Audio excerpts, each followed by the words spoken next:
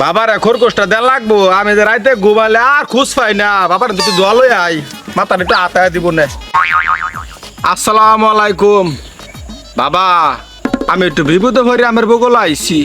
ওয়ালাইকুম আসসালাম রাহমাতুল্লাহি ওয়া বারাকাতুহু। কিরে বেচারা, তোর কিসের বিপদ? কত বিপদ থেকে আমি মানুষকে আসান মুক্তি দান করি। তুই আমাকে তোর মনের কথা খুললা বল, দেখি আমি তোর মনের আশা পুরা করতে পারি কিনা।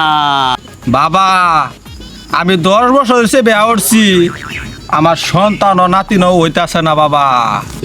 বাবা, আমি শুনছি আপনার কাছে আইলে বলে খালি হাতে ফিরে না।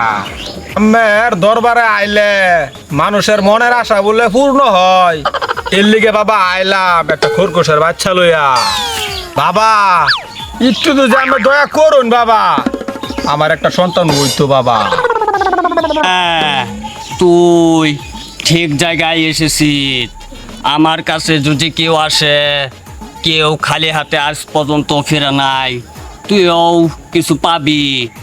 কিন্তু শর্ত আছে একটা, তুই যদি আমার কথা মতো চলিস তাহলে তুই অবশ্যই একটা কিছু না কিছু পাবি। তুই কোনো টেনশন করিস না। হক মৌলা। ও বাবা, আম্মের কথা মতোই চলাম, আমি কি করুন লাগবো? তুই একটা কাজ করবি, পূর্ণিমার রাতে তোর বউকে আমার কাছে পাঠিয়ে দিবি।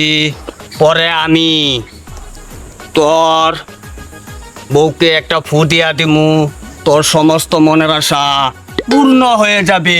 হক মৌলা। আচ্ছা বাবা, ঠিক আছে, পাঠিয়ে দিব।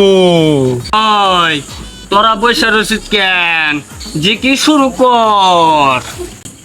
হ্যাঁ, জিকির ধরো সবাই। যখন আমি আসি যেইখানে, বাবা তোমার নামটি করে গো মনে দেনে দেনে গেনে গেনে রে বাবা, আমি তোমায় ভালোবাসি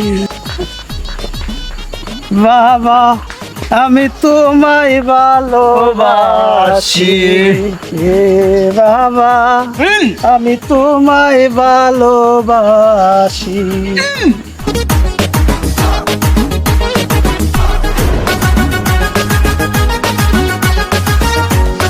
সালাম বাবা। ওয়ালাইকুম আসসালাম। বাবা, আপনার খাবলা খাবলা ভক্ত আইছে।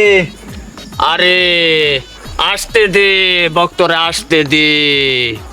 বাবা, আমি জানি আপনার দরবার থেকে খালি হাতে ফিরে না, তাই 12 বছর পরে আমি একটা ছেলে সন্তানের মুখ দেখছি বাবা। তাই আমি একটা খাসি মানত করছিলাম, তাই আপনার জন্য লইছি বাবা। বাবা, বাচ্চাটার মুখ হবু আপনার লানি হয়েছে বাবা, একটু দোয়া করে দেন যে। হাই হাই, ও তো আমার ইজ্জত পাঞ্চার কইরা দিল। ঠিক আছে, আমার দোয়া তোর বাচ্চার প্রতি সব সময় থাকবো। কামাই টামাই করে সব পীরের বাড়ি নিয়ে আবা, ঠিক আছে? পীরের বাড়ি নিয়ে আইলে বরকত আছে। বাবা